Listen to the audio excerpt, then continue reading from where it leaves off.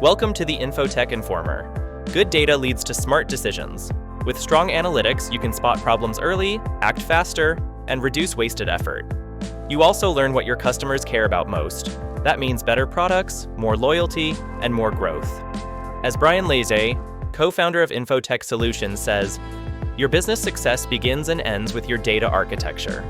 That's because everything that you need to know to plan your next move is in the details of your data. If you want to use data to support your business growth, you need to define how you collect, manage, use, and protect data to support your goals.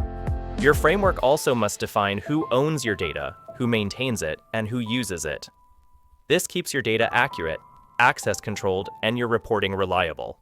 If your data efforts don't match your business priorities, the whole framework breaks down. That's why you need full clarity on your goals, your sources, and your meaning. Then you can use the right technology to make it all work. To dig deeper into this process and learn more about how the right IT service provider can help you manage your data strategy framework, read the full article on our website, and don't forget to add the Infotech Informer to your Spotify playlist.